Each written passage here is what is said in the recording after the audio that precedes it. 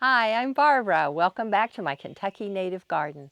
It's the end of July and it has been hot, but we had some rain last night that cooled things down, and I have a lot of things blooming in my garden right now and I'd like to show them to you. Let's get started. This nodding wild onion has really spread. I started with 3 plants and you can see what I have now.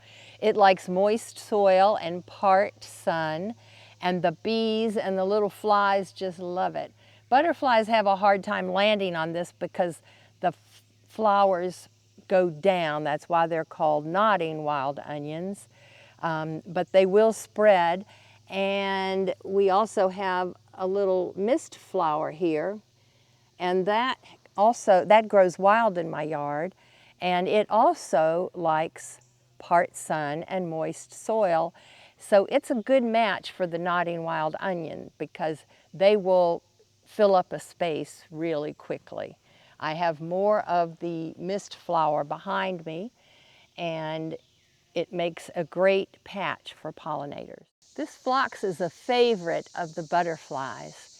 It has spread and it likes sun and some moisture, but it's now growing under a redbud tree that has expanded, so it probably doesn't bloom as much as it should.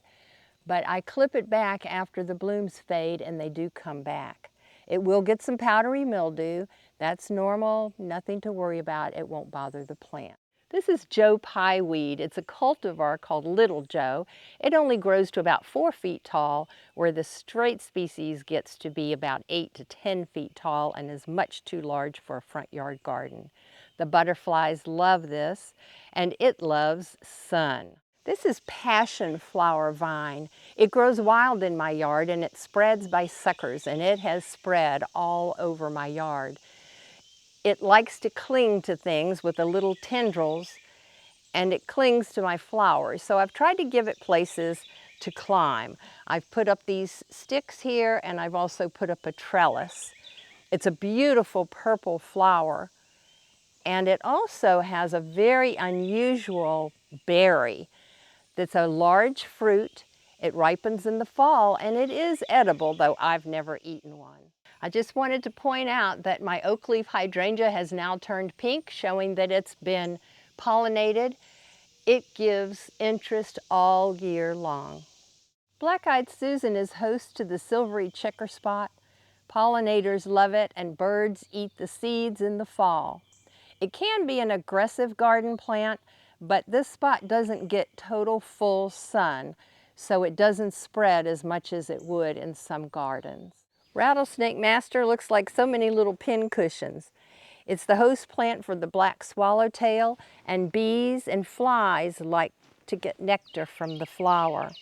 It grows to about 3 to 4 feet tall, and it likes medium dry to medium moist soil.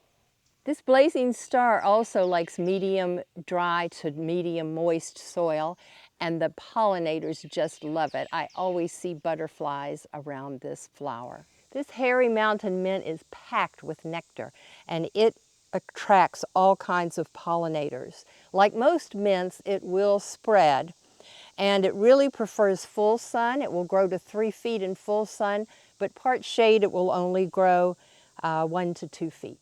I started this cup plant from seed and put it in my front yard, and soon realized that it was much too big a plant for the front yard. So I moved it out back.